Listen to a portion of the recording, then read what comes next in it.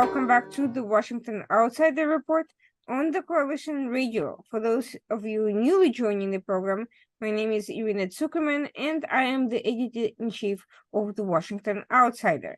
With us today is a special guest, Mr. Sarat Kumar Rachulapalli, and he's involved in a major humanitarian nonprofit Arc Salas, and he'll talk more about it and what that means in a bit. But one of the major issues that they've been helping with is the relocation of Afghans affected by the Taliban return and the U.S. withdrawal. And we'll talk about the humanitarian as well as the security aspects of their work today, because the situation in Afghanistan has been deteriorating. Now we are hearing about multi-billion-dollar deals with China, with the United Kingdom and other countries, and what that means for the regular people who are stuck there, as well as for U.S. allies who ended up in a very dangerous situation. Sarah, thank you so much for joining us today. Could you tell us a little bit about yourself, your professional background, and how you ended up in this particular area? Yeah, thank you, Irina. Thank you for taking time to talk to me. And I'm one of the founder of Arc Salas, and Rich Davis is another guy who is heading this Arc Salas for the last 1.5 year. And we started Arc Salas on August 5th. I founded, basically, I registered the foundation in Washington State, Bellevue. And this is for the humanitarian help, especially for saving a lot of Afghans after U.S. announced immediate withdrawal of the NATO forces. So there were a lot of people, like families, who had nowhere to go.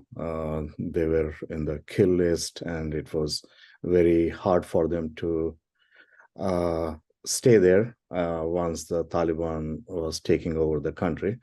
So we have helped a lot of families before the Taliban came over to the power. So we have helped, we have chartered 4 flights with the help of, some special forces, and with the help of, a lot of coordination to basically arrange those flights. And we brought more than 600 people from Kabul. This was all in the mid of August. To Kabul to Bahrain, and then we left them at the U.S. naval base, and then after that the U.S. government took over. Then they brought them eventually to U.S. So that's a major work we did when we started the foundation. Then after that, Taliban came to power, and we could not enter the country or do anything because of the rules and regulations. So the only thing we started is because we were dealing with thousands of families who were in need. They were in need of food, they were in need of clothes, medicines, a lot of different things. So we have interacted with thousands, but unfortunately, we had help in the beginning for evacuation part, by a couple of philanthropic people in the East Coast. With the help of I would say one of the Christy is one of the person who helped us, and this is all through, and she's a vice president at UNICEF right now, and she helped us in raising funds, and we raised good funds to get the people out. And then afterwards, most of the funds after the August 3rd week, basically all these things stopped. And then only a lot of veteran families, I would say, and I'm very thankful to all the veteran families in all over US, and some in UK, and some like doctors, some engineers, and some different companies, corporates. So, and these are all individuals who basically helped us in just donating anywhere from $15, $50, $100, $500 to $1,000, in that range. And with that money, till end of the year of 2021, we helped a few hundred families. and about 750 families we helped in Afghanistan just to have food for a month. So that was the mission we were doing during that year. And since then, we are only doing a humanitarian work in helping people. And for the last 1.5 year, really, we don't have any help from any philanthropic people or anywhere. Probably hardly have. Last year, I have basically sent all my, because I'm a regular employee in technology companies. That time I was working with Amazon Web Services as a senior talent management professional. And then after that, I had to leave my contract because of the Afghanistan issue. And then last year, again, I joined Uber Technologies. I was doing the global sourcing for application security, managing different sourcing and hiring strategies all over the world. So with this, whatever funds I can individually get, I was able to just cater only for a few families. So definitely, like, our sailors needs a lot of help in providing support to a lot of families who are suffering in Afghanistan. And for the last 2 years, with no help, I can give like different categories. If you have time, I can talk Yes, about different please. categories. Please Yeah. go ahead. Yes. So in Afghanistan, there is a term called Shaheed families. Shaheed means a soldier who died in the act of war or sometime. And those families get about $150 to $180 per month, and they were getting paid annually before 2 years. This was, everyone knows in NATO, US government. And so this was the thing, those families were getting that type of support. So what happened in the last 2 years is all these families, there is no support from the present Taliban or from anyone on the ground there, any humanitarian organization or United Nations. I'm not aware of, not even those families are getting any. And this information I directly get from Afghanistan through my contacts of humanitarian work we are doing. And so these are the citizens are complaining about the Shaheed families. And then another is, for the last 20 years, there are so many injured soldiers in Afghanistan, and a lot of the US Special Forces, the NATO Special Forces, all the special forces were saved by these Afghan soldiers, and they got injured. Some died, and these are injured soldiers, and they are handicapped, and those people are suffering at home, and including their families. And they used to get $1,100 per year, and even that support is gone now, the last 2 years. So these two support for Shaheed families and the injured, handicapped soldiers, or even the people like working in the government for different support, civilians, logistics, anything. So there is no support on those handicapped families also. And as you know, the civilians and army retired people are also not getting any retirement funds due to closing of the banks, or no idea like how they're going to get any support. So the retirement funds are totally out in Afghanistan. So a lot of these retired families are suffering in that way. And unemployment is very high, and the educated youth is there because they used to go to different countries. They were studying in Afghanistan everywhere, and they were going to many different countries, anywhere from US, UK, Australia, India, Pakistan, many different countries. They were educating themselves. So they are also stuck because no one has money to go for education. And there are people who are educated, they are not even getting any employment because nothing is operational. And the special issue is girls.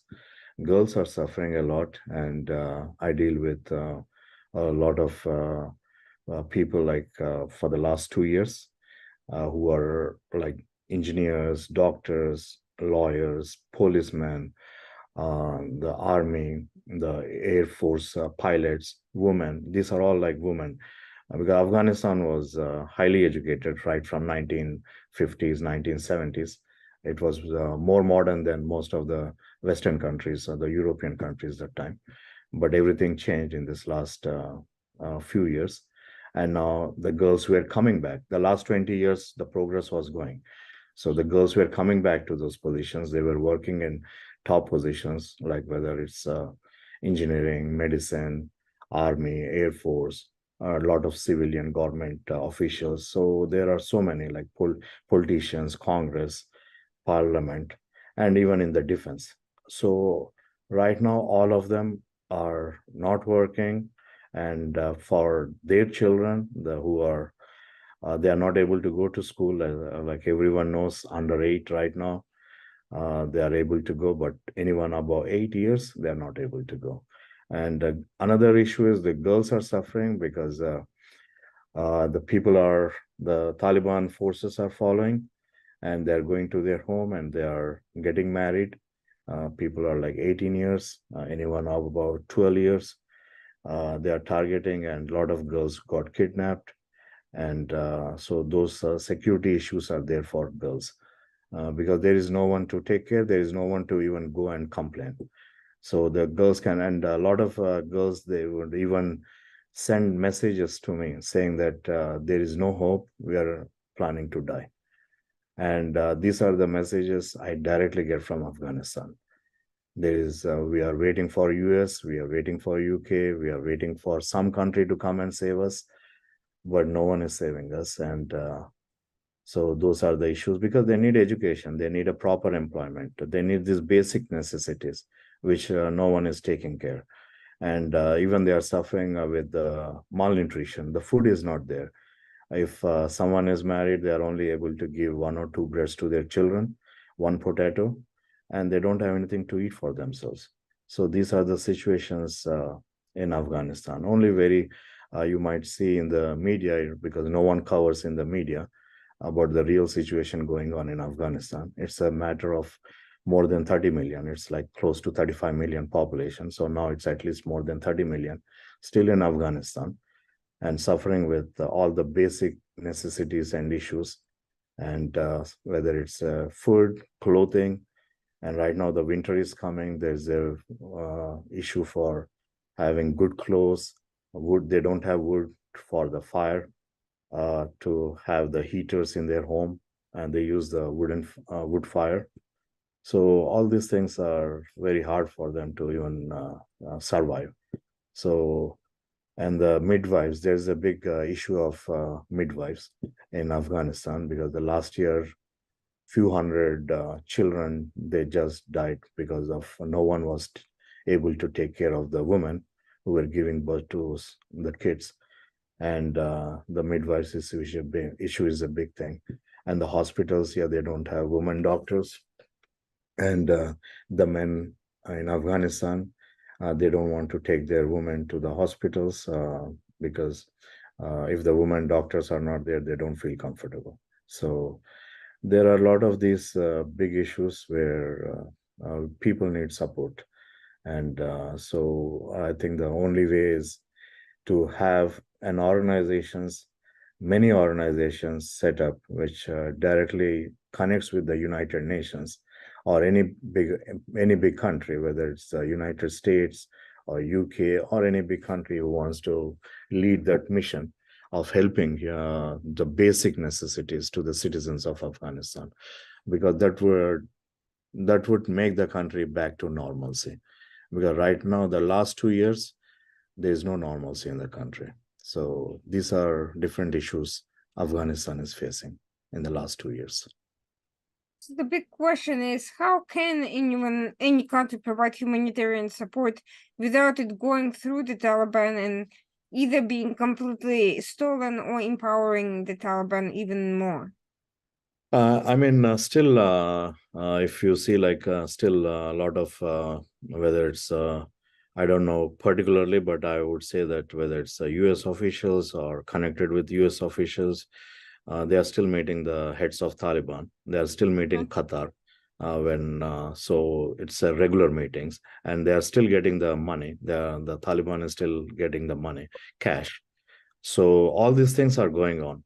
But the only thing which is not going on is no one is looking at the general people who are suffering in Afghanistan.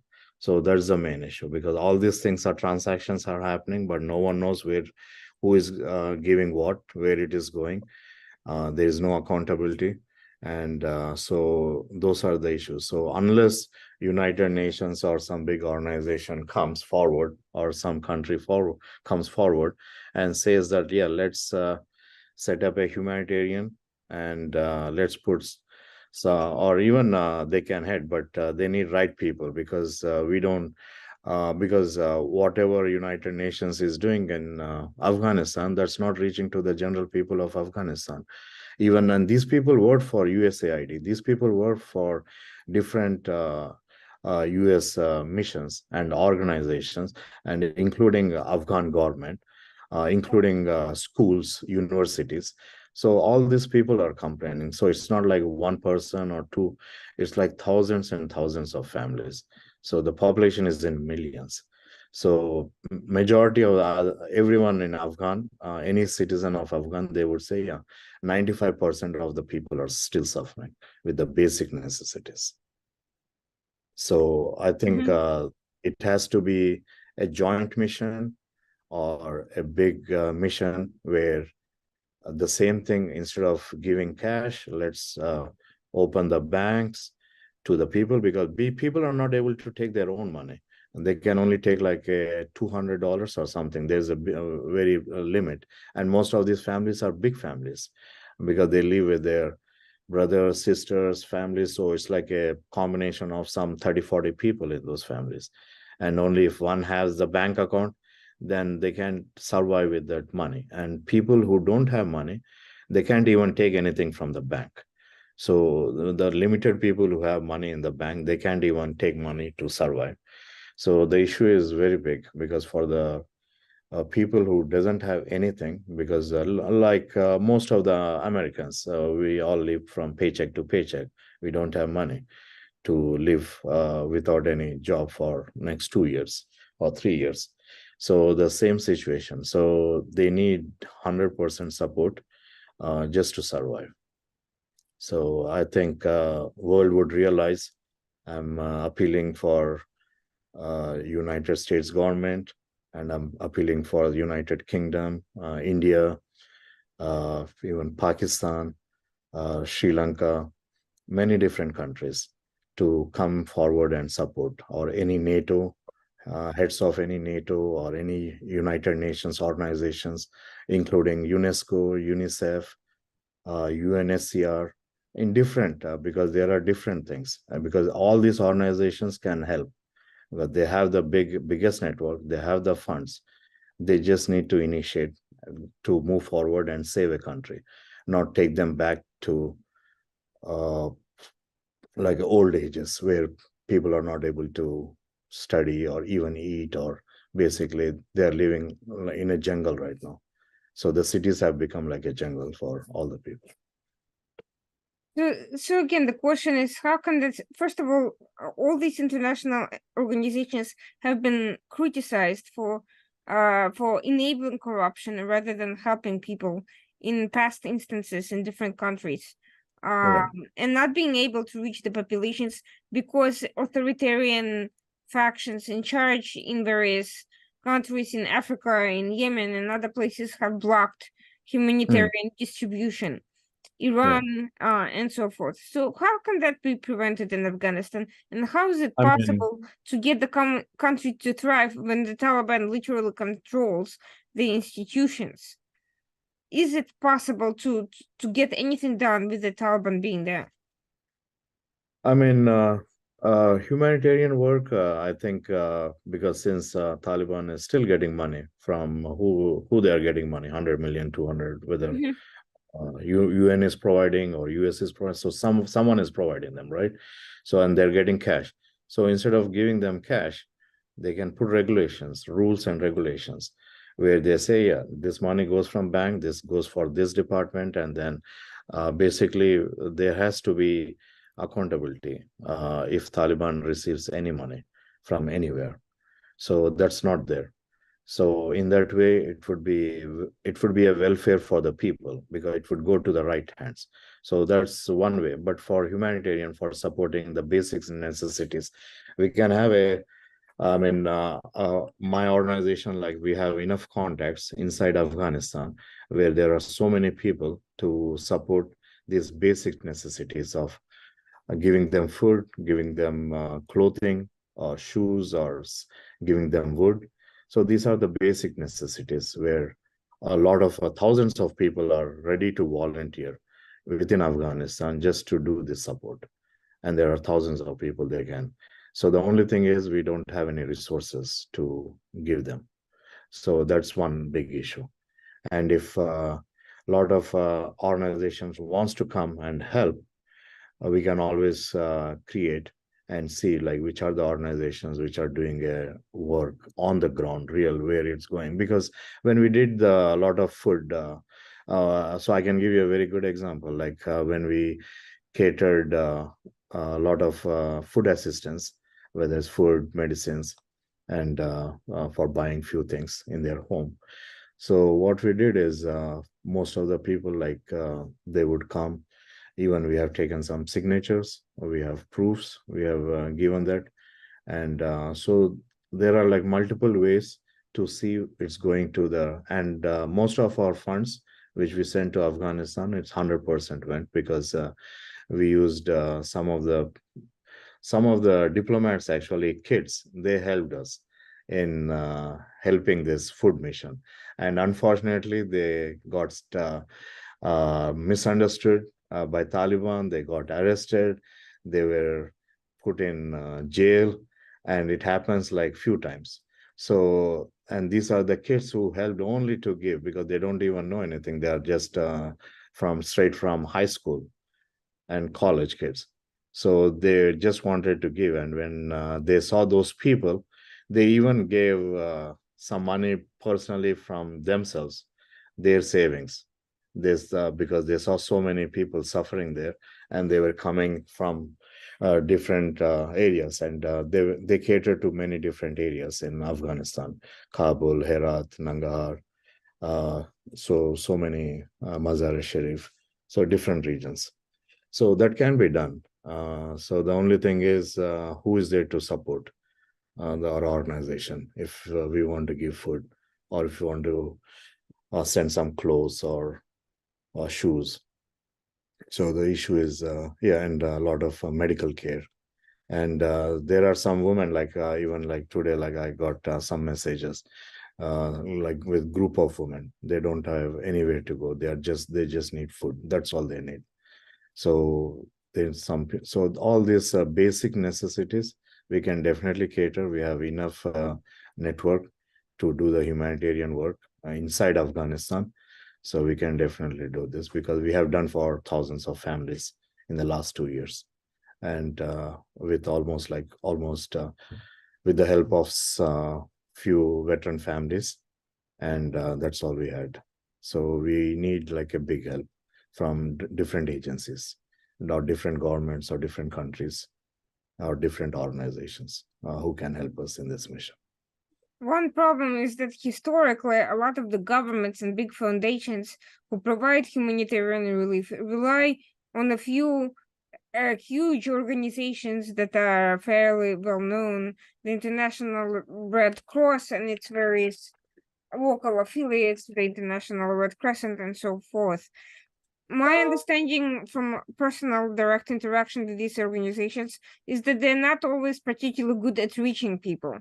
And they Right. also have political neutrality, so they kind of work with the local militias, and whether it's Taliban in Afghanistan or Houthis in Yemen or whoever else, somewhere Right. else, in order to facilitate prisoners exchanges and so forth. Right. But then it's not clear whether they're able to effectively counter the theft of humanitarian aid and things like that.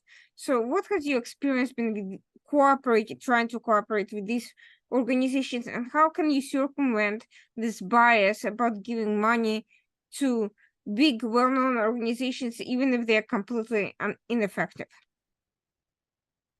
I mean, for us, it's it's an easy way because we are common people and we are dealing with the common people of Afghanistan. Mhm. So it's easy to interact, and even when we interact in distributing, we are doing through the Afghanistan, common people of Afghanistan, the civilians. So these are all the civilians who are helping each other. Mm-hmm. So that's how the support would go. If you directly go to the headquarters and do meetings, and then after that they will do a show of, okay, we are giving this food, but that doesn't go anywhere. But when you deal with a common man, you can't go wrong, because the man is so connected with the common people of the whole country. So you cannot fool a common person. Although, like a lot of, common people don't have an authority or power, but when it comes to these type of emergency missions, so these are the people who can help each other, and they can survive, and they can basically take care of the people of their country. And they have a very good interest, because it's their country and it's their people, and they know who is suffering.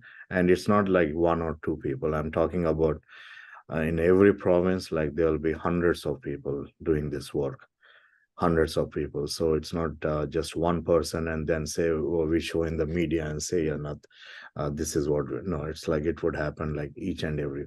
Because even when we did this small work of food assistance, it's a very small work, for because it's not enough, it's more than 750 families, but that's just a monthly food program.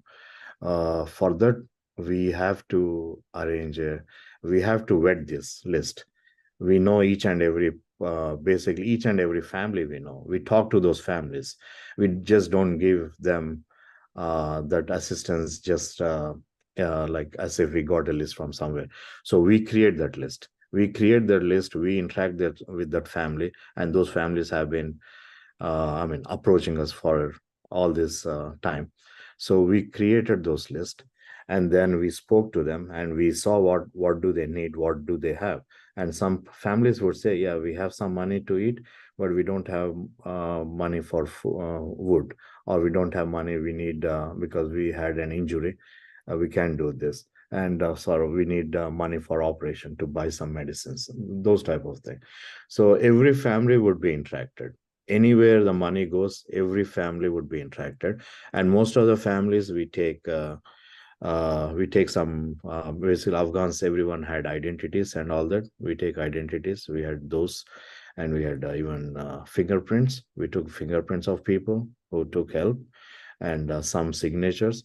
And only in some very rare cases where it's a issue for high security, those people we would exempt, because those are vetted by the Afghan, the defense, where they know those people for a long time also. So there are only and those are very few cases, but the majority, 90% of the people are just the regular civilians who need this basic necessities. And it can be very well fashioned, in a very fashionable way. Every family can send a note to whoever provides the sources for us. We can have like notes, and we can have a direct interaction with those families, because right now we have like thousands of families whom we already supported. So that's the problem. The only thing, when they want to come in the media, they don't want to show their faces, or but they can send you emails, letters, or their phone numbers. They can even talk on the phone, on their WhatsApps. So we can provide those type of thing if any institution or any agency has interest in helping Afghanistan to survive. Because right now survival is the most important part for Afghanistan. And I think in the world right now, that's the only country which is suffering most than most other country. Because in other countries, there are a lot of wars and all those things happening. But here, the whole Afghanistan, people of the whole Afghanistan are suffering for the basic necessities. And this happened all of a sudden. And for them, it's still a nightmare. And a lot of people have even lost their lives. Some have suicides happened. And so a lot of these unfortunate incidents happened in the last 2 years.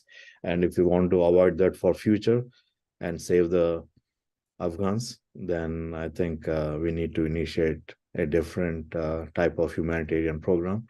And I can definitely guarantee all this would definitely reach each and every family.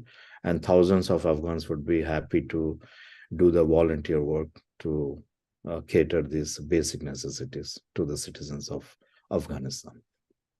So one of the issues that there's a big source of concern is the fact is sending humanitarian packages has a very limited impact because the food gets eaten quickly and then the next day you still need more food. So it's an endless process that's very expensive and not relatively speaking, and difficult to continue in a situation where you have issues with access. No, yeah, no, So for how do that, we how yeah, do we connect the people there with skills and with training and with online jobs and things that they can do to build up their own community so that this subsistence diet is yeah, becomes less of an issue and you can shift to a more sustainable economic yeah. development model. I mean, you have Right. highly I mean, the educated model, yeah, Mhm. sorry. Yeah, go ahead. Sorry. You have highly educated women who are banned from workplace. What can they do? What kind of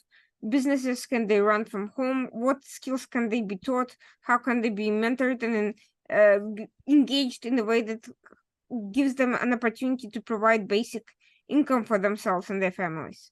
Yeah, there are, I mean, a lot of different skill traits. So that's one idea, but the food is the basic necessity. So Mhm, if a person cannot eat, they cannot even work, they cannot mhm, even talk. So that's why if we start with that program, then the simultaneously we still have this other programs to induce in this. So what it is the different skill programs. Say I spoke about this midwives because the doctors are not there, they are not able to go and mhm, work in the hospital. So we can create this midwives program through different doctors, and where they can help. We can have in every province, we can have 3 centers, and we can have like 100 midwife centers. We can just create this 100 midwife center just to save the women who are in the pregnancy or in the birth. So that's just one small trade, skill trade. So that a lot of doctors and nurses would be, volunteer to help this, and they can lead this. And then the other trades, like Afghan is very rich in many natural things like fruits, nuts, and all these things. And the trade, there are so many people who can do the trade also. So they can know, like, because the farming is there. Right now, they don't have money to farm. They don't have anything to, I mean, because all the farms are like right now, nothing is happening because for that, the banks have to open or some micro loan. If the bank doesn't open, then there should be some micro loans mhm, for, because there was one woman who came to me like a few months back, and she said, Sharat, can you send us like 40 sewing machines? If you send 40 sewing machines, I can train all these women, because right now they are not able to go and do their regular jobs. I can teach them and they can survive just by sewing. And it would be small money, but at least it's one trade the woman can learn. And so there are a lot of this, I'd say all this as home science. There's a lot of home science trades are involved, which can be evolved, and they can go global also. They can start in Afghanistan, and mhm. these can do the trade globally. So that's the trade. We can train them, we can teach them. And along with that, we can even have some online education on the skill trade or even on the other educations. So people have, a lot of different knowledge in their own trade, and they can excel in their trade. And even we can interact with them with different, say if someone is in the sewing machine like business, then they can learn how they can make more fashionable, because they know how to make the Afghan garments, Afghan styles, Afghan traditional things. So there are people who can learn to make it different also. So those are the things people can learn, and they can train others, and that would be another trade. So these type of trades can be done only when we can provide them at least the basic necessities, and they know that like they are safe at their homes, and they can work from their homes remotely, and they can get paid on those trades. So yeah, definitely there'll be very good training on the education side. Yeah, there are a lot of universities who are interested in giving Afghans education. So that can be done also if because they are not going out, they are not in the out, they are not in the in the campuses, but at least they can learn. So if there is no issue of any security for those schools, we can even arrange the online education for them. But skill trade, yeah, definitely it's possible with the current rules and regulations. So the woman can learn these different types of skill trades and making things, whether it can be crockeries, or it can be like, I mean, anywhere from gardening. So different types of things you need in a home or in a different, like in a, I would say, these can go from Afghanistan to different resorts in the world or different hotels in the world. So those type of things can be, there are so many women who knows this trade, and they can train thousands of women in these trades. And so the at least the population would increase. And yeah, like with the basic things is they need definitely some micro loan activities or something where we can cater, and then increase slowly we can increase these skill trades. And that would when I mean that would go into all the provinces all over the Afghanistan. One of the major sources of potential sources of humanitarian assistance could be corporations that talk a lot about corporate social responsibility, but we Yeah. have seen actually very little from corporations donating any sort Yes. of assistance to Right. developing countries like Afghanistan. How do we tap into this and redirect Yeah. this It's goodwill from virtue signaling to practical results? no, it's a very good point because most of the corporations they made a lot of money in Afghanistan in all these years, and we can talk right from the defense companies, telecom companies. I mean, many companies. So, I mean, the U.S. government knows these companies, Afghans knows these companies. They interacted with, and they worked with, and billions of dollars in this last 20 years. Even if these corporations come forward with just a couple of millions, every corporation, we can do a lot of things for these Afghans. And yeah, I did try to interact with one of the biggest corporation last year, like before last year in 2021. And that time, because we started in August 5th, on August 5th, officially on August 5th, we registered our sales. And then we have to get the 501(c)(3) approval, which takes time. And that time it was a big rush at IRS. So it took like almost 6 months. But before that, in August, September, we approached very large companies who worked in Afghanistan, and they know all these things because all their employees are still suffering. They're not even able to come. They are in, some people are still, I mean, they did like big work for these companies, and they're not able to even get a P1 visa or P2 or SI visa. All these people are just waiting for no reason. They can't even have money to get their passports. People who have money for passport, they can't even go to Pakistan. They can't even get their visas. So there are so many issues, and there is no one person for them to reach in any of the departments except those automated emails. There is nothing. So these type of things, yeah, can be definitely changed, and we can definitely do a lot of development. And even on the immigration side, we advocated a lot for even the top diplomats of Afghanistan who were working side by side with presidents of USA, prime ministers of different countries, and all this. But even those families are still in Afghanistan. They are suffering.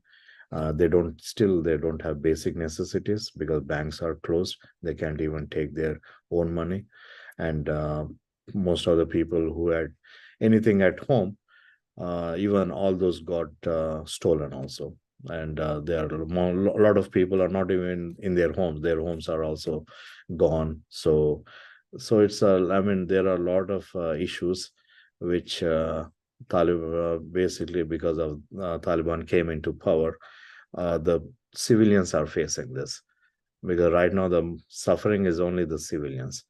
So these companies can definitely help these civilians by, because every company has the non-profit in their own, Mm-hmm. so the employees can contribute, they can match it. Some companies match 100%, some companies match 200%.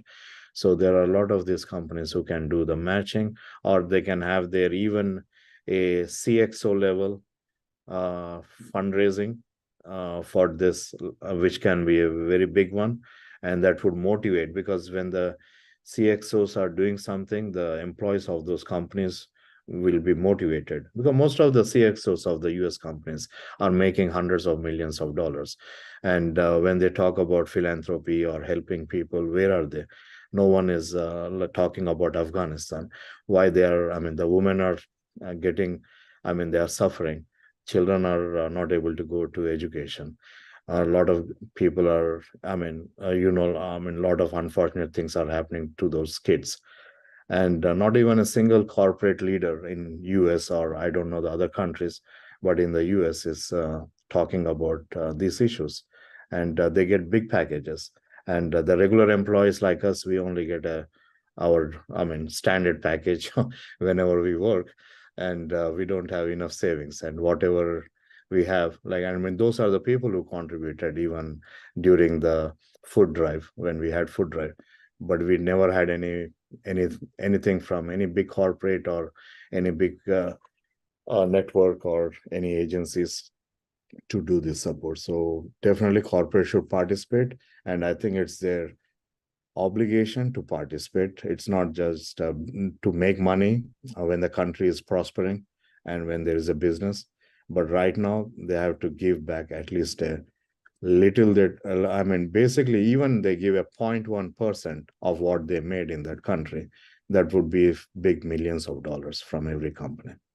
So their employees are still suffering. I can even name those companies. I don't want to name them because they are very big companies. So but I can share those details with you personally. So yeah, definitely. Well, on the other hand, these corporations have a dilemma. Let's say somebody comes to them and claims to be an intermediary transferring financial contributions or distributing aid or packages or whatever. How do they keep all the frauds out from this process? And we have seen that time and again all over the world. Whenever there is a disaster, crisis, a war, famine, whatever, you have opportunists jump on board and take advantage. So have you seen that in your line of work, and what can we do to prevent people from falling for outrageous lies? Yeah, say even when we are doing the food drive, so we saw like some people like coming, uh, like putting like same family, because the families are big, right? Same families. Mm-hmm. So we encountered a couple of families, but it's not large. I would just say like in more than 750 families we catered, only two families were doing like mischiefs. So they were coming in uh, in different times, basically different days, and it's just they're all going to the same home. They have a big home. They were going to the same home, so they were taking advantage of that program.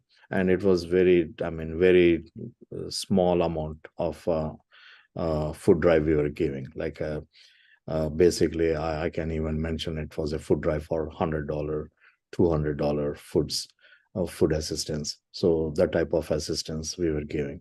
And so I would say the percentage was very little. So even if I look at percentage, it's not even 0.1% in that area.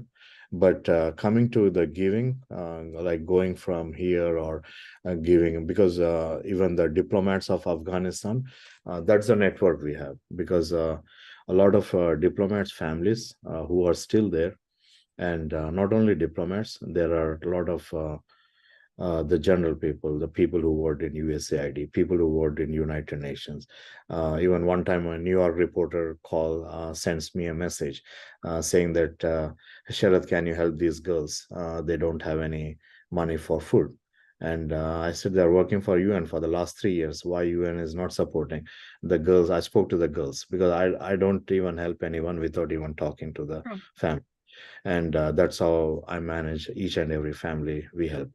So I spoke to the girls, and they said, "Yeah, I worked for last 3 years, and with I mean, lot of big people from United Nations in Europe, and I sent messages, emails, and all that, and no one responded.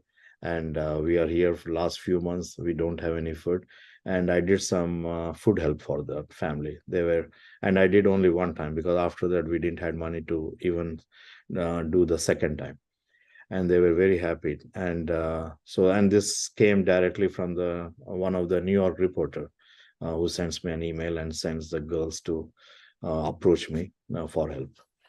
So yeah, so a lot of this drive, what we do, like I said, we interact with every family, and when you are interacting with common people, it doesn't go wrong. If you are interacting with the top politicians or the top guys uh, who are presently ruling or in the agency is different, so then they don't have time to reach. We like I spent personally, like from August 2021 to April of 2022, I personally spent I mean, I only slept 4 hours 45 minutes during that whole time of 6 months. And I personally spent when I was working for Amazon, I quit in September. Then I was completely full time with all this, and it's all volunteer work. And only like a couple of months, the organization helped. But these 2 years, I was just doing volunteer work, except a couple of months. So I personally gave all my savings, all my right now. I mean, my financial situation is also not good, just because I concentrated, focused everything on helping the common people of Afghanistan just to survive them. Because if they don't survive, they can't educate themselves. They can't do anything in their whole life, because their thinking is right now is all about suicides. Most of the girls in their minds, they said, no, we want to die, we can't live like this, we want to die. So these are the words which are coming directly from the Afghan women and Afghan girls.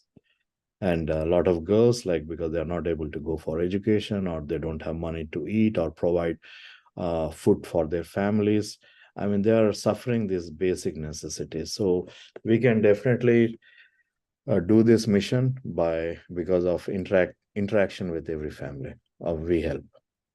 Yeah, we helped families of judges, lawyers, teachers, policemen, army, defense, commandos, women, people who were even street hawkers, because they were not able to send us, or because they don't know how to send emails or messages. So the neighbors, they said, Sharat, there is a street hawker, we know this guy, he doesn't have money, can we help? So that's how we were able to even reach those uneducated people on the streets through the common man of Afghanistan. So it's the common person, whether it's a men, women, girls, boys, school children. So they are all want to help each other when they see a lot of these issues happening everywhere in Afghanistan. Like, I mean, Kabul was a big city where people were going and having a five-star treatments. All the US officials had five-star treatments, whether the US generals, US diplomats, US ambassadors. So now there is no one is giving any treatment to those families who are still suffering there. So at least we can give a basic necessities for them and improve the condition of Afghanistan citizens. You were talking about also evacuations of families. Now, there's been a lot of to do after the fall of Kabul about how the government is corrupt and everyone is corrupt, and all the money that was stolen and Iranian ran off with billions, and U.S. contractors were furthering corruptions and ISI was furthering corruption. Who how to be distinguished from all these thieves and corrupt officials and whoever was on the dole making money from regular people, because it seems to me that so many people were happy to get rid of this issue that they generalized what was happening with a small Right. group of Yeah. corrupt individuals who were Yes. getting most Yeah. of the benefits the entire Yes. time from the Yeah. rest of the population. So how do we Yeah. know who was a real US ally from who was just someone making money from US being there? Right. Yeah. I mean, yeah, there are because the people who have been interacting with U.S. officials or Qatar, who are because I don't even those know those names other than we see on the in the media, but who are these people are definitely it's not reaching to the common people, common person. It's not reaching to the civilians or even the it's not reaching to the civilians. It's not reaching to the diplomat families who are still suffering there. It's not reaching to the women in the army or women commandos. I mean, all these people, like they are still suffering. They don't have food, the basic necessities. And to get rid of this corruption, because the corruption is only the people who are involved in the last 2 years with the US Mhm. government, I believe, or the United Nations. Because the people like us, general, who are, because our organization was formed by special forces, civilians, and I'm one of the civilian, and the rest were some were active special forces, and some are veterans. So these people, like, they don't have any business interest or doing any Mhm. business. So their interest was only to save them, because they came with this mission, and only to save people of Afghanistan, because their lives were saved by these same people. The families of the same people, their lives were saved number of times. So they felt there is a right for, I mean, it's for their own consciousness that they have to help this country, the families. So they have so many families who help them in many missions in the last 20 years. So I'm not just talking about the defense missions, the civil missions, the logistics in the different projects they had in Afghanistan. So there are so many people who help. They just thought it's a right thing for us. When they're asking for help, we can at least help them. But unfortunately, because of the Taliban came over and the Doha, but I don't think who is following Doha in Afghanistan, Doha agreement. I don't see any, no one follows Doha agreement in Afghanistan, which is very unfortunate, because I think all the regulations goes with again the Doha connection. So why Doha is not participating in Afghanistan? Why Doha is not doing anything in Afghanistan? Why still the corruption is going on through ISI and Taliban? So all these things are still going on. Basically, the only thing is they shut down the government, they shut down the people, they shut down the organizations, the schools, universities, government organization, all the general public, basically. But whatever is going on is still going on. So they haven't stopped the corruption. And whenever a lot of people, they talk, oh, Afghan people are like corrupt. No, Afghan people are not corrupt. There were very few corrupt people, and the US government knows, because we have cigar reports on the corruption and all that. And those people are already left Afghanistan long back.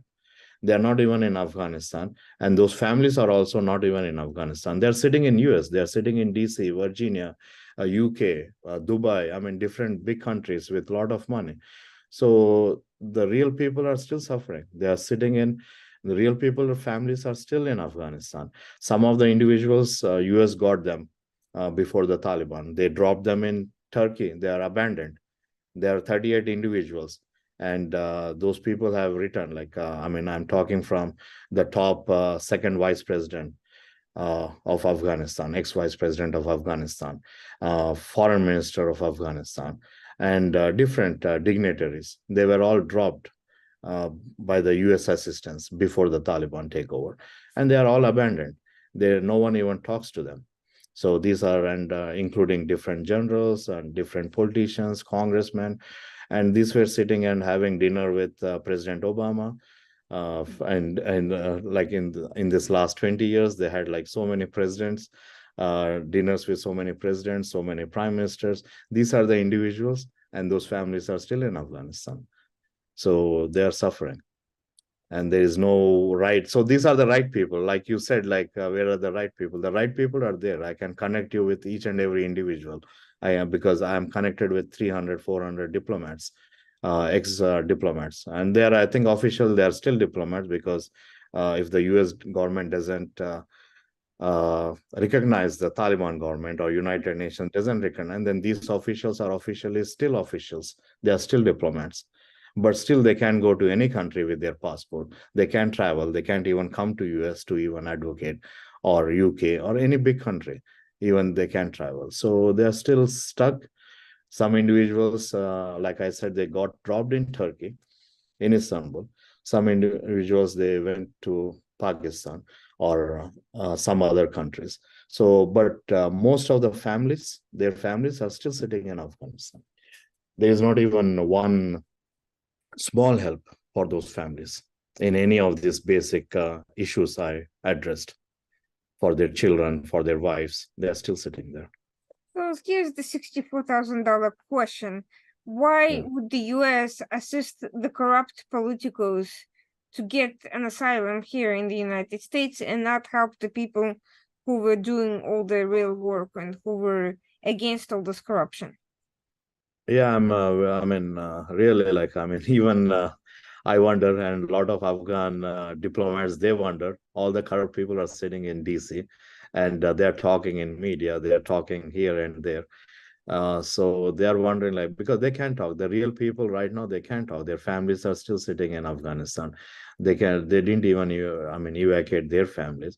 So they are really wondering why the corruption is, the corrupt people of Afghanistan, because these people were planning to put them in jail. And Mhm, most of these corrupt people, like who are sitting in US or UK or any other big countries, Dubai, Qatar, anywhere, mhm. they came to power in the last 3 months or the last 6 months of the before president left.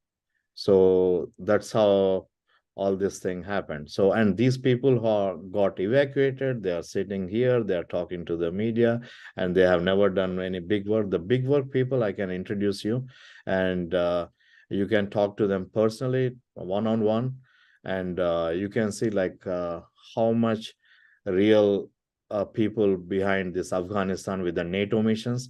And because Rich Davis, he was the US representative for all these years, like 10 years. And for the last 10 years, he's now with the Ukraine and other countries, leading those countries.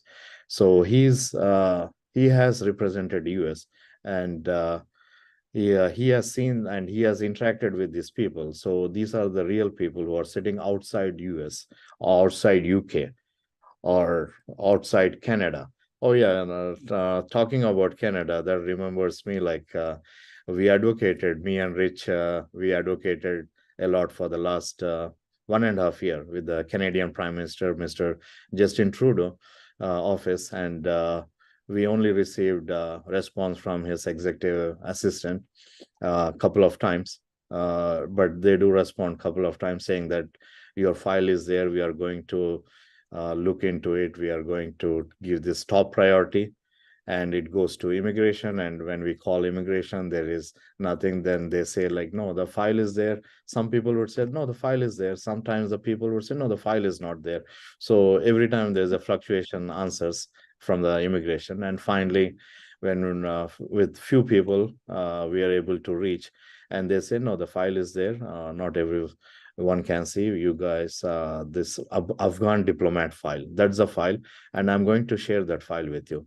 It's a file of 1650 plus with 400 diplomats and their families. And that file is not gone because we are planning for putting another file, which would have a couple of thousands.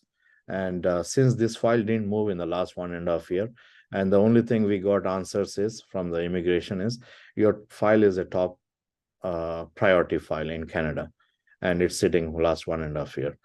And when we do something, it's in foreign affairs for the last more than 6 months. When we do something, we will let you know, and you guys would get an email. Because what these people are looking, they are only looking for a temporary residence, temporary, because they work with the West, they work with US, they work with UK, they work with Canada daily basis, and sitting with the presidents and prime ministers. Uh, so now there is no interaction with these prime ministers or the presidents one on one, and these people are still outside the country. So they are really wondering why the people who do good for the US, UK, and all this country, why these countries are not responding, not taking care of us, why they are still dealing with the corrupt people. So that's a big question. So Well, you want to have an answer. Why? So one theory I have is it's obvious that this all of this was masterminded in advance, just because yes, we yes, knew that all of this was happening very quickly. It seems to me from everything that I've read that this was yeah, actually planned at least 6 months yes, in advance. So Hani probably wanted to give an opportunity to his yes. cronies Yeah, to make actually, if money you very quickly before the end came. right, actually, you're totally right. I think you're definitely right in this. And why? Because there were some positions which were changed in the last 3 months, and that includes the defense minister. So you can check the defense minister who he was with. So basically, they were supposed to put him in the jail, and the defense minister is in sitting in Virginia, and the defense minister was well connected with ISI, so he was brought to Virginia. How? He went to Qatar. They had a red carpet welcome in Qatar. So yeah, though when a lot of these corrupt people who just got the positions in the last 3 months, like you said, the pre-plan or the last 6 months was the max, and all these things happened in those 6 months. So it was definitely a pre-planned mission or something, and that's why the right people are not getting an answer. And if we come to the uh, security issues, the security issues are so big because right now, as you know, the country is suffering, and Mhm. the general population is not able to operate themselves, not able to do anything. And who is operating there is only the corrupt people, all the terrorism. That's all it is going on. So it's a safe haven right now. Safe haven. The country has been safe haven, and they don't want the regular people even to survive or exist in the country, and which is unfortunate because if we see that already couple of million vanished from the country, and if we see that more than 30 the whole country vanishes, the country would be only ground for terrorism, and that's not the, and it might grow the worldwide. It would be a big national, not only national security, it would be a global security issue. And right now I think politicians are not looking at it, or the national security is not looking at it. And I'm a common person, I'm just talking from my heart and seeing this, because since I worked with the special forces in the last 2 years for the humanitarian, and they did as a private citizens, they did all this humanitarian as a private citizen, for just for because just to save the families, save the people of Afghanistan, because they got saved multiple times in those missions and all that. So just they felt it's a just cause. And even the veteran families who donated us in 2021, like I would say thousands of veteran families, and even they sent letters. If US brings them, we can even give our home to them. We can even give, one guy said, I have a big ranch in, I think, Idaho or somewhere. So I got like these type of emails, so many emails where people wanted to do, but since this Doha agreement came, everything stopped, and no one is able to do. And people are still sitting, like organizations who wants to do the real help are not able to do anything. So I'm going to raise a very uncomfortable question because to me, all of this indicates exactly the opposite of both the Republican and Democrat administrations have been telling us for 2 years, which is that the American people are tired of Afghanistan and want it to end. I Yeah. don't know of any poll where any Americans polled would have agreed to have the Taliban in charge of security, of regional security, or to have thousands of people left um to be tortured and imprisoned and harassed by the Taliban, or to have US allies abandoned, or to have corrupt officials come to the United States with all that money. I don't have not seen a single poll where Americans would have expressed support for anything like that. So to me, all the polls that maybe I'm wrong, that were masterminded to show that Americans supposedly don't want a withdrawal from Afghanistan on those terms. To me, it seems to me very much manipulation of the way Americans perceive US place in the world.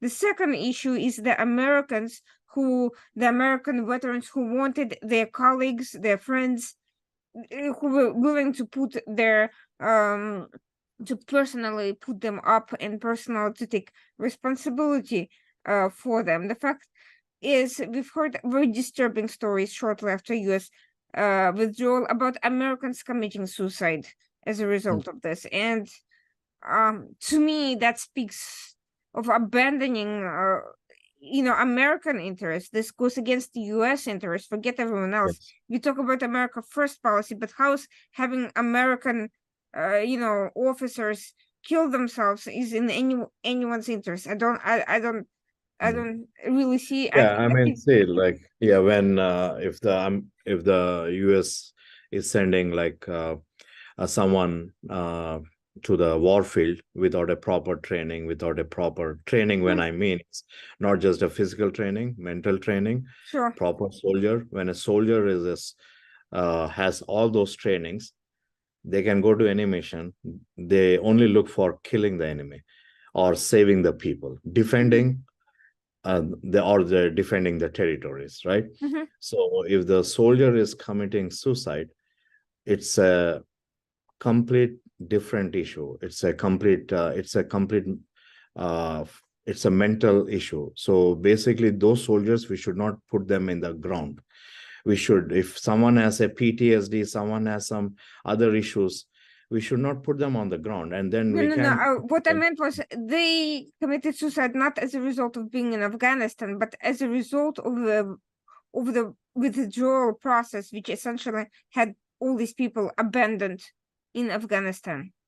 Apparently, there was a number of people who killed themselves or tried to kill themselves in reaction to the particular way all of that was handled, not as a result of military combat trauma, but as Okay. a result of the reaction to US response. And that's what I'm talking about, which I Yeah, I found mean, yeah, shocking.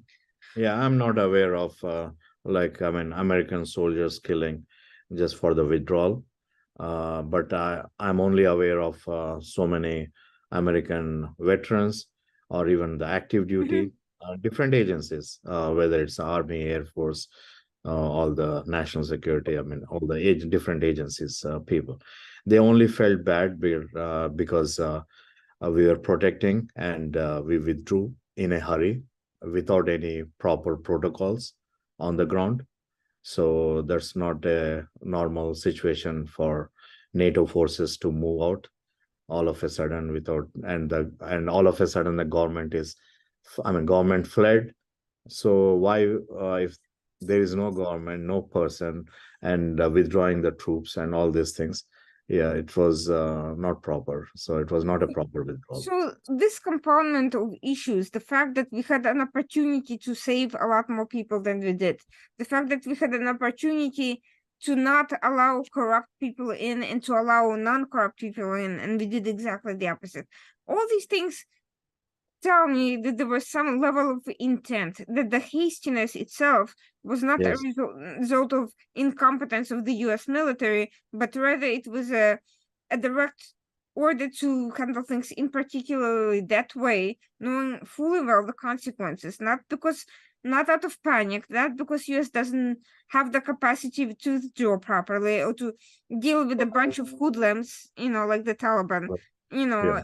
It's not due to US unprofessional military. I don't believe that to be the No, case. US has a lot of powerful, I It, mean, it tells network. me that Yeah. somebody was getting something out of this. Somebody was getting financial or political benefit from bringing in corrupt officials and from letting certain people who had, Yeah, I mean, keeping them out, and for yeah. abandoning, all this equipment, and Right. for abandoning things to the Taliban in that particular manner. So the Right. question is there evidence we can point to secret deals being, cut in Doha or somewhere Uh, else yeah, between particular people who yeah, definitely. Because when I mean, when any government does a deal, and when a lot of these other big countries are not involved, then it's definitely there is some secret deal between a couple of countries, right?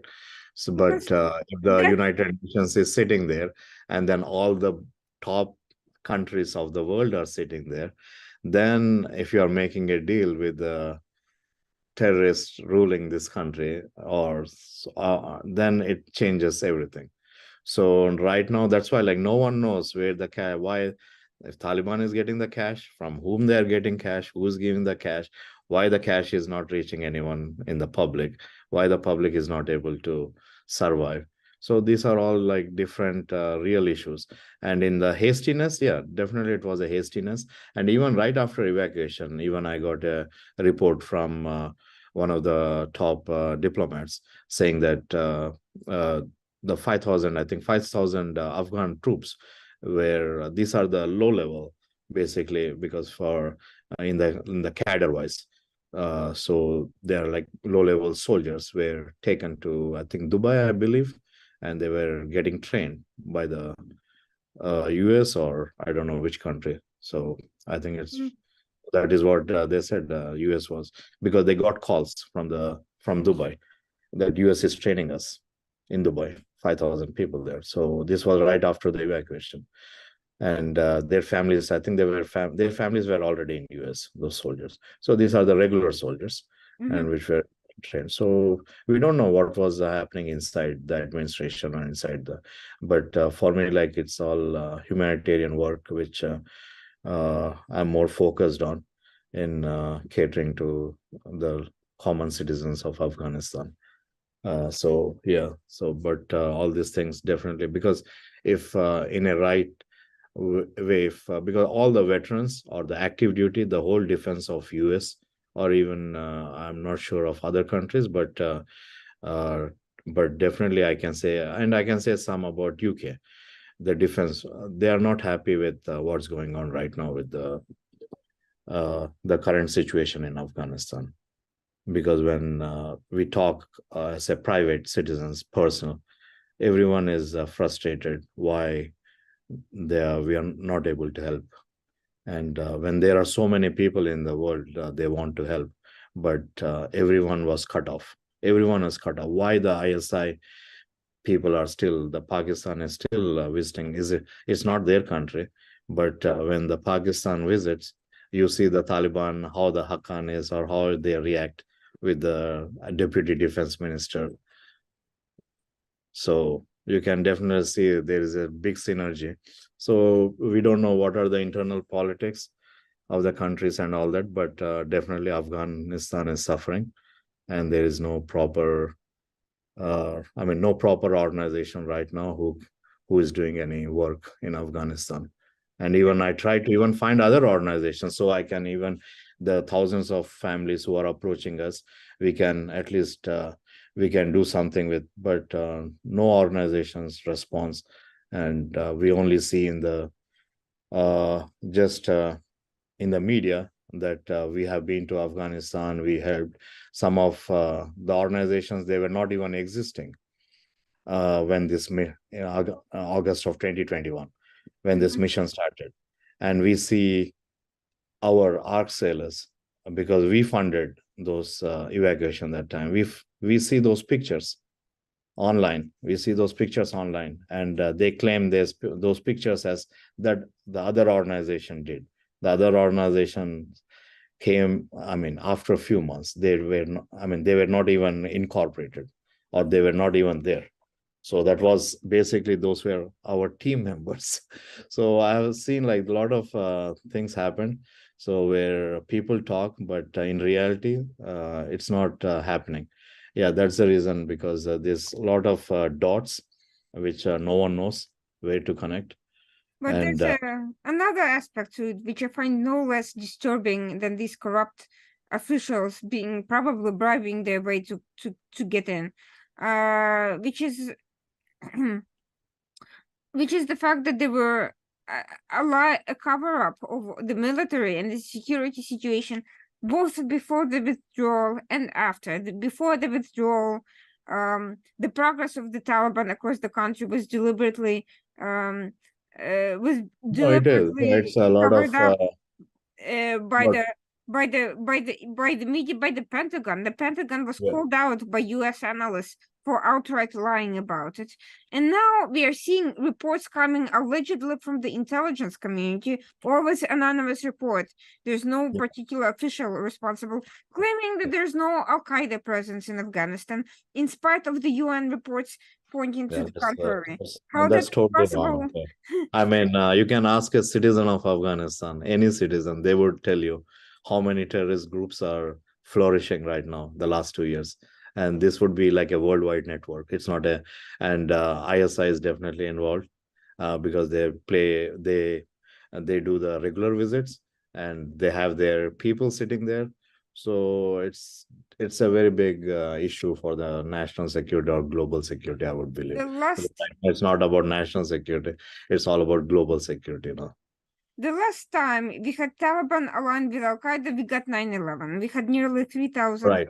people die, and there was a lot of finger pointing at the coordination and the communication between different intelligence agencies. But at the end of the day, we can talk about the tactics of intelligence gathering and what should have been improved. But at the end of the day, it is political will that is responsible for whether or not we choose to fight terrorist organizations. And No, right now, yeah. I mean, the people at, I mean, the intelligence officials or anyone, like they are helpless because we try to approach and they are helpless, and because they need to get anything to do, they have to get permission from the White House or the State Department. So these are the two organizations who can give permission to do anything.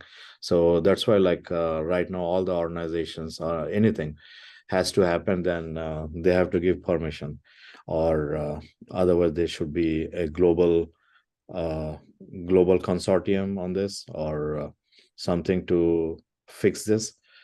Because yeah, I mean, a citizen of Afghanistan, like there are millions, so millions of people are seeing what's going on in front of them, how the terrorists are like roaming around and how they are kidnapping girls. I mean, I can give you one another real example. It just happened about 3 to 4 weeks now, and one of the neighborhood in the district, I think, I believe District 5 or wherever the embassies of in the Kabul are, in that area, one of the gentleman's daughter, like they're 18 years and 20 years. So these Taliban, like three people, they come into their home. They follow, basically, whenever the girls are on the street, they are following the girls and they're coming inside. And then they ask the father that we are going to marry your daughter, and both the daughters. And the father says, no, I mean, they are small and I have to talk to them. And they immediately curse him. Within 5 minutes, they marry these two girls and they take them away. And no one is there to help them. No one can do anything. So this is just one incident which I mentioned, and this is happening thousands of times. And you know, like how many children are there who got kidnapped, or who like small children. And you can, even in the media, you are seeing the pictures of children anywhere from 3 years old, 4 years old, to 15 years, 16 years, 20 right now, because they are providing them food, right? When the food is going, see, this is where they're going. They are training them as Taliban terrorists with a band on them. And so they want to, so basically they want to create the Sharia law, which I don't think Pakistan has the Sharia law. If Pakistan can put Sharia law in Pakistan, and I would be thinking, yeah, they are doing something good for Afghanistan. So why Pakistan, ISI, I mean, all these people are forcing, and Taliban, because Taliban, they play with the Pakistan. Still, it's I think it's everyone knows that worldwide. If you are in, you don't have to be in intelligence for that. It's a common knowledge right now. So they are training them to be the Taliban terrorist, and that includes girls and boys, small children. So and they had a parade recently, I think in Mazar-e-Sharif or Kabul, they had a very big parade. So it's going on like all over the country. So we have So child we will see a marriage. big trouble. We'll see a big trouble by not doing anything. We're seeing this child marriage being enforced. We're seeing child Yes. soldiers being recruited en masse. Yes. And Yes. at least with Yemen, when the Houthis are doing their reports by human rights organizations about this, I haven't seen a single report from any major NGO Yeah. talking about what Yeah. you just said, even though it's completely logical. It's the same Right. mentality and Yeah. the same people we've seen before. They haven't changed. Contrary to, they haven't become more moderate or any better.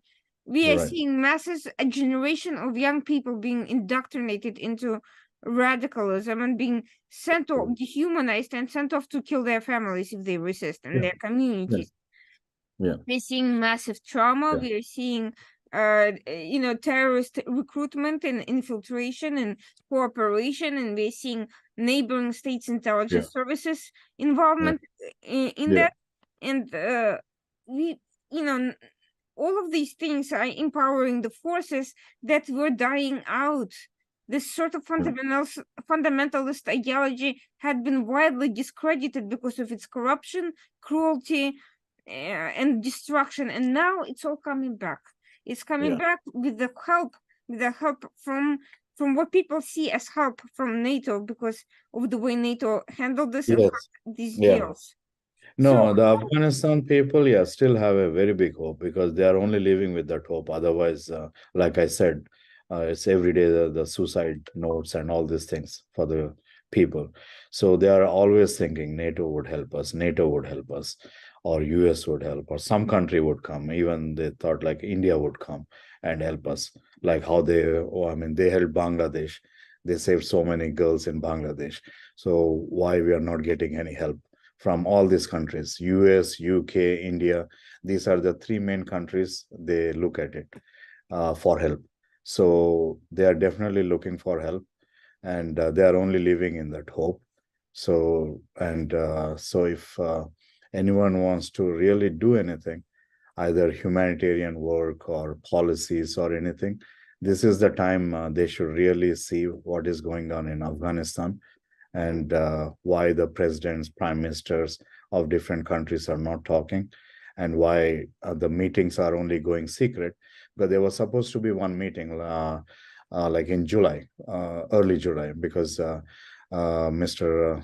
Tom West, he meets the real people. He meets real people, but that those things never come out. He meets real people. Like recently, he had a meeting along with Stimson Center with these diplomats, and they are all sitting outside the country, those diplomats, the real ones.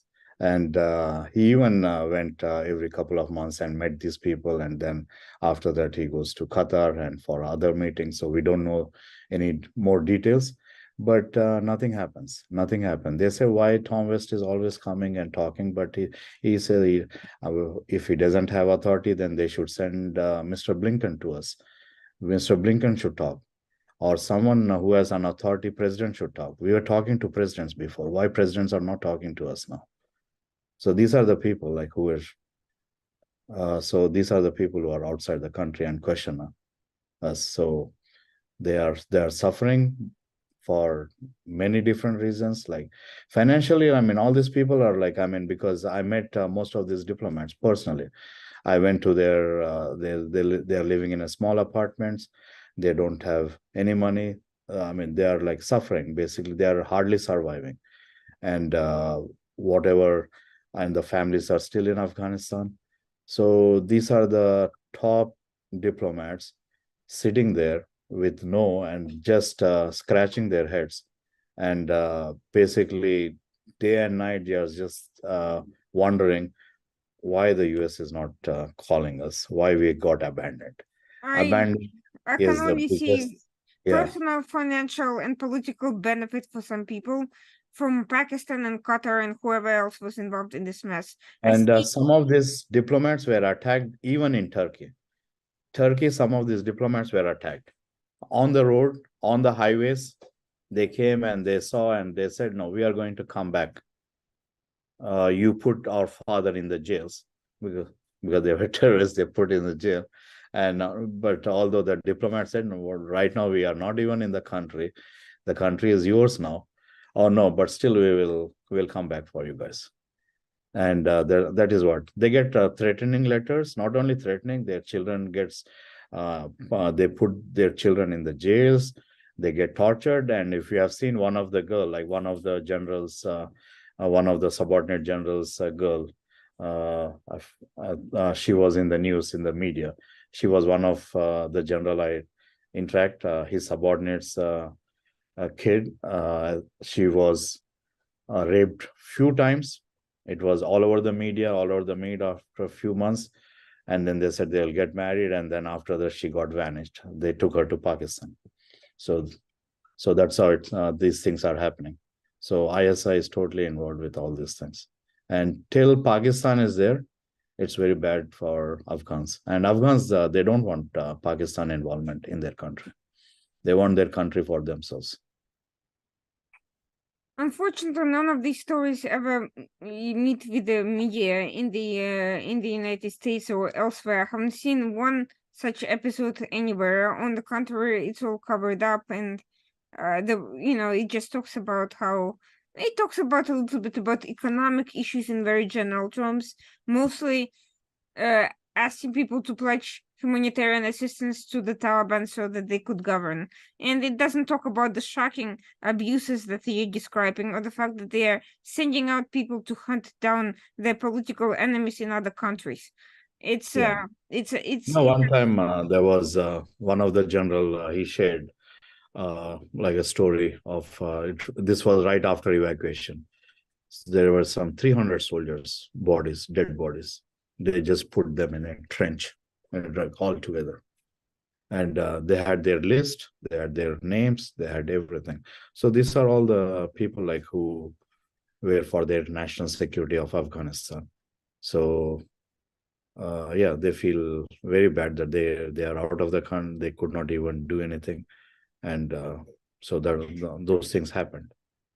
So those people can provide the proofs and all those things when any global inquiry comes or against terrorism. If someone has interest against terrorism, then definitely a lot of things can be done in this world. But if we want terrorists to rule the countries, then it's just a beginning. Afghanistan is just a beginning, I would say, where terrorists are ruling. So if the countries want to support, then the United Nations would see so many countries in the future where United Nations won't talk, but the terrorists would talk. And we all have to just keep quiet. And right now, it's silence. That silence is, we are seeing that silence in Afghanistan people. They're not able to talk. They're just vanishing or they're keeping quiet. Well, as you know, I have a dedicated website where I can publish whatever I want. So I welcome stories that can help shift the narrative, and the right people will see those stories. I cannot promise huge circulation. I'm not the New York Times, but I can promise that I can get those stories out and I can give them visibility that right now is non-existent because we're not hearing any of them at all. They're not published. Yes. The story that was in the Afghan media was never translated to English.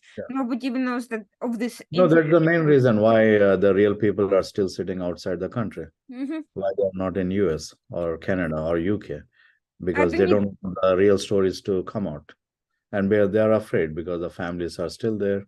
And when the terrorism is ruling, then how they can put the stories in anonymous form and certainly without mentioning sources. I don't need the sources. I just need the stories. I need the public in the US and elsewhere to understand that our politicians are lying. No, I'll connect you with the real people, and I would even welcome you to even join our organization and support us, and that would be great for an org, because we are very small organization with no resources, no funds. And speaking of which, please tell us where, if people do want to give support to your organization, what is the website and how can they connect, donate? People who wants to give, our website is www.arksalus,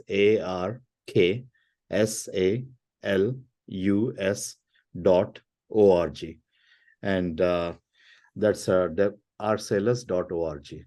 And we can online, they can do the small donations via PayPal.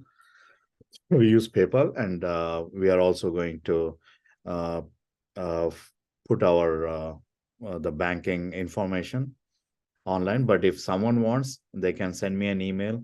My email is the same as sarat@artsailors.org. It's again SARAT, like Sam, Angie, Robert, Angie, Tom @artsailors.org. So, and I can send the wire transfer information if they want to do something big. And we can even, if any donor wants to interact with families, we can put those families where the donor can have an interaction. So we are very authentic, 100%. It goes directly to the Afghan families who are in need and who need support. They can't even have food every day. Their children are suffering. And however you want to help, whether you want to help food, you want to buy them some wood, or buy them some groceries, or give them some medicines, in any type of humanitarian help, people are ready to, they're looking forward. And education or skill trade, if you think there is an idea you have where you want to develop a skill trade in Afghanistan, we can put some people under for the training, and we can help. So we can help in different ways, whether through financial resources or through skill training, or different types of issues, or any political activist, if they want to involve and get support for the real Afghans sitting outside the US with no help. So we can do a lot of things to help Afghans. Thank you so much for Thanks, Arian. Thank you so much for your important work and for highlighting these issues. To be sure, I will continue the coverage of Afghanistan-related issues, and I am hoping to bring to light a lot more of these personal stories, individual stories, and to let people get to know the situation as close to reality as possible. The Washington Outsider report is dedicated to bringing in diverse perspectives outside the mainstream narrative, but in a way that's verified, factual, and provides deeper meaning and understanding of real issues. Thank you so much. Thank you again. Thank Everyone you. watching us, thank you for joining us today. I know it wasn't an easy topic to listen to, but it's vital to understand our place in the world today. And please come back next week, Tuesday night at 9 p.m. As usual.